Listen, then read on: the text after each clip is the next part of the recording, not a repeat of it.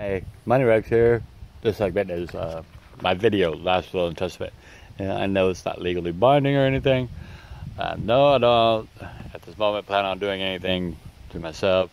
But in this society, with mental illness, my mental illness and stuff like that, I just want to put out there what I hope and plan. And if I ever come up missing, it's either the aliens or the government.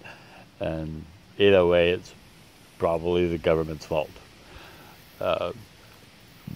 Either I knew too much or spoke too much or whatever else.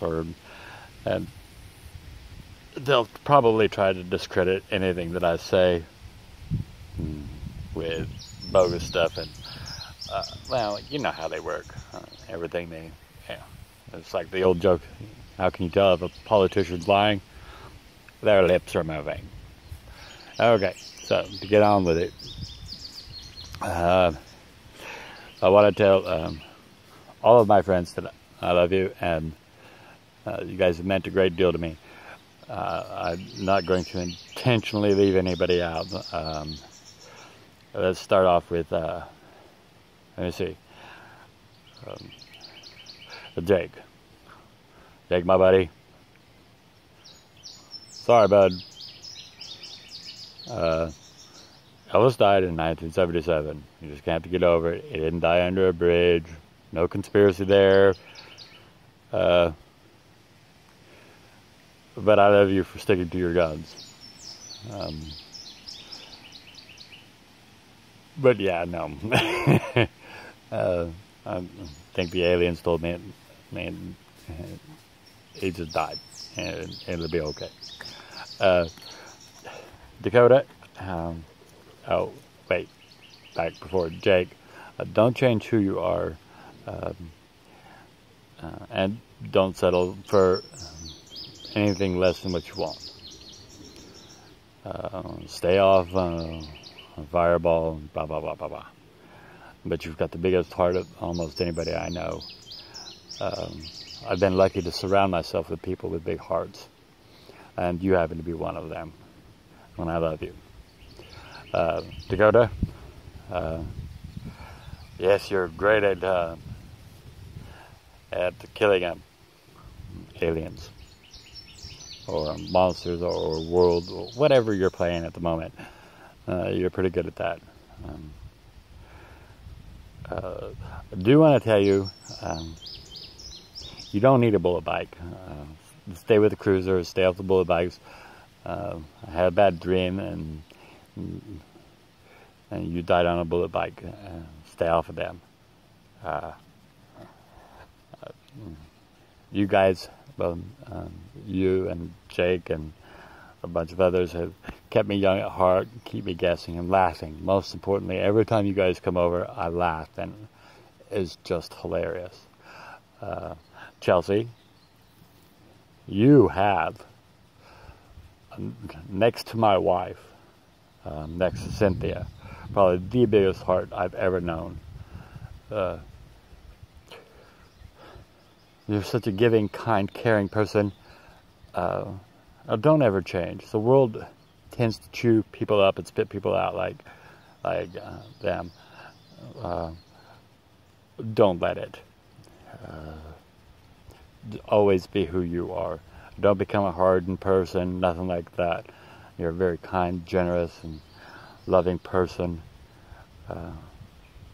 And you guys are crazy, and I love you.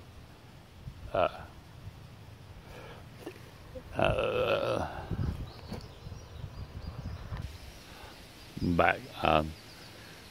Let's see, where was I? Chelsea, don't ever change. Scary. Keep being scary. But one thing I would say is don't keep looking backwards. Look forward. Don't look at what you had and what's behind you. Look at what you're going to accomplish. And the three wonderful grandchildren with you, and they're very special, and all of them very kind, and you can just see the love that they have in their eyes. They're teenagers now or preteens, and it's kind of hard to see that sometimes, but they're wonderful. Say, Randy, I love you, man. I miss talking to you all the time and hanging out and doing stuff and working when I was able to do yard stuff. You're wonderful. Let me see, Elizabeth. Yeah, I'd probably leave out the part that you're an engineer. I'm just kidding.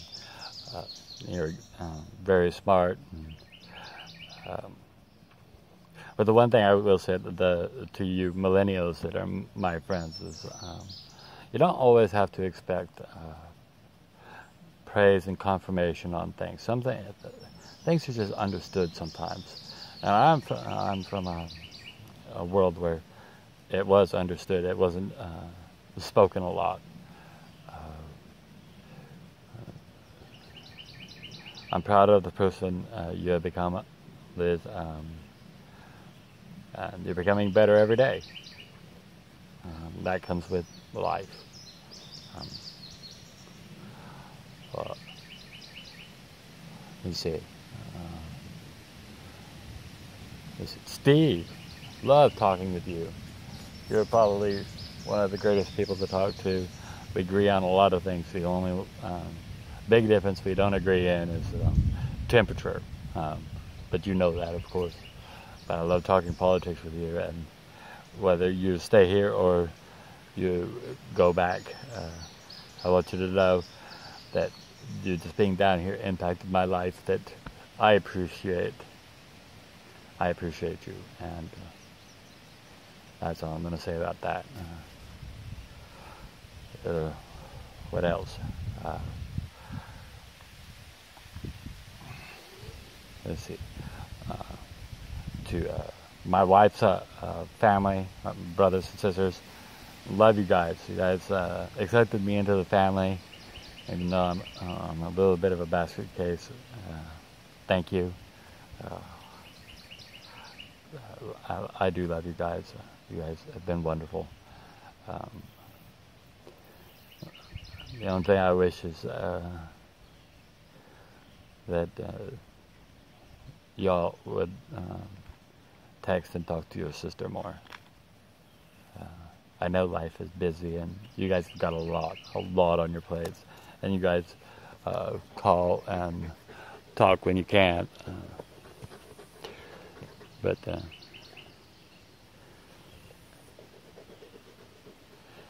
I love your sister. She's absolutely wonderful. The best thing in my life. To my grandchildren, I love you. You guys have make me smile, make me laugh. On occasion, have made me run, make me swear. Even though I don't swear very often, but I wouldn't change anything about you. To my daughters, to the two that are out here, I love you guys. You guys are wonderful. I just want you to know that you guys have impacted my life more than anything. You and your mother saved me. I know being a teenager growing up with me is not the easiest thing, and we didn't see eye to eye on a lot of things, but you guys have turned out to be wonderful human beings, and it's been a pleasure loving and taking care of you guys. To my daughter, who's not in this state, to my son, who's not in this state, I love you guys, and I wish things would have been different. But I did what I did because that's what I thought was best at that time. There just comes a point in time where I couldn't fight anymore.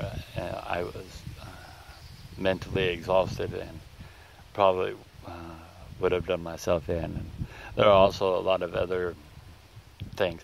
But if you guys want to know who I was as a person, you can ask your grandmother on my side and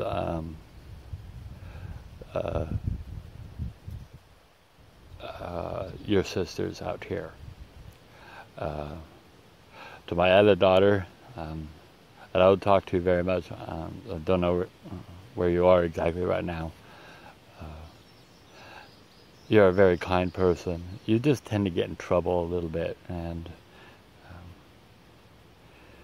I hope one day that you settle down and that you're a wonderful human being. It's been a pleasure knowing you, knowing you, what little I've been able to talk to you, and to my sons who, and it's kind of strange that don't consider me their dad, but I consider them my sons. You know who I'm talking about, B and D. You guys are wonderful. I wish that you guys would spend more time, not so much B, but D. If you spend more time talking with your mother and getting to know the things that she's doing and wanting, just a simple phone call once a month or once every 2 weeks. And I know your life is busy, but it would be helpful if you do that. She does miss and love you.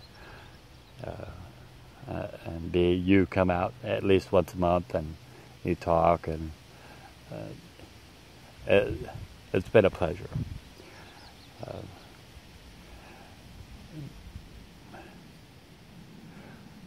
What can I say? To my wife, you're probably the most important thing that's ever happened to me.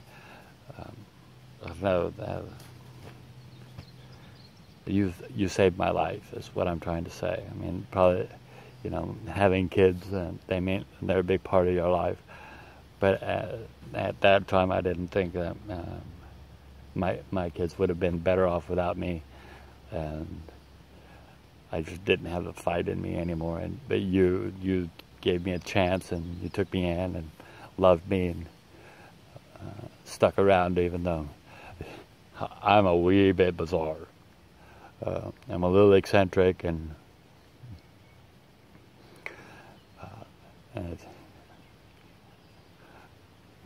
of all the people I've ever met,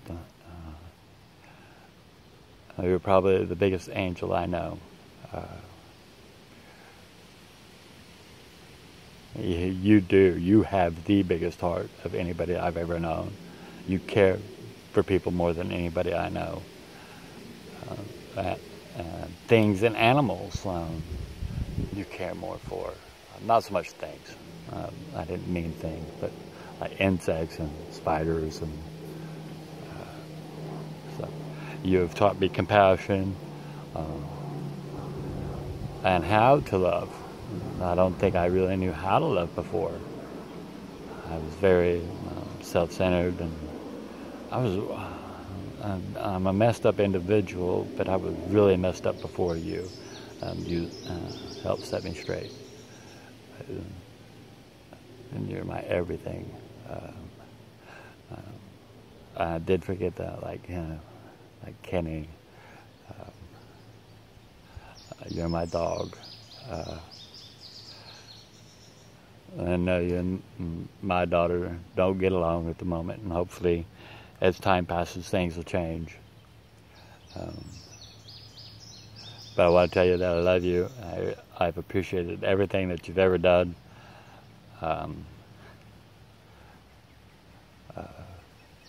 You've got a good heart. And don't worry, like I said, I just want to get my ducks in a row, and I want to tell everybody, because in this life nothing's certain, and I want to let you all know that everybody that I've ever been in contact with, that I love you all. like I said, except for the government, and I can't include all government in that, but they just stop spying and just stuff. It'd be better. I wouldn't have to wear a freaking hat all the time, except for with the aliens, but you guys know about all that. And not just the Area 51. You guys have a black site somewhere, I don't know. And quit messing with my coffee. I like my coffee just the way it is. Don't mess with it.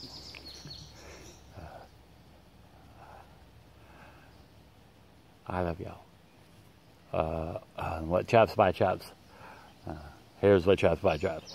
In this day and age, you know, we'll call it the bug spray that kills them dead. Well, yeah, it does. But what they don't tell you is that the chemical released provides for,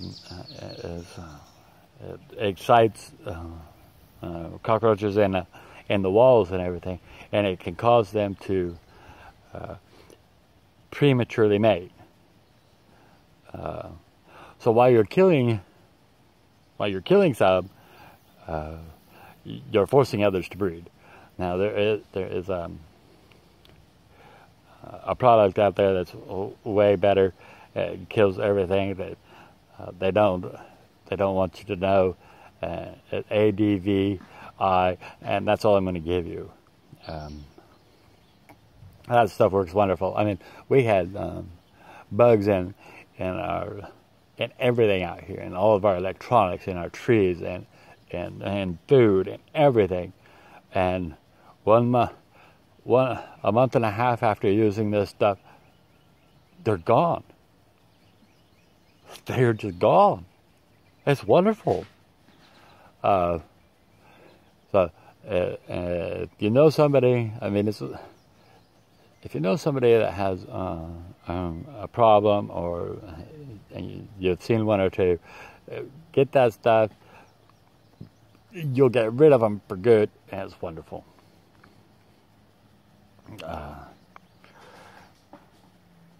Money rigs, peace.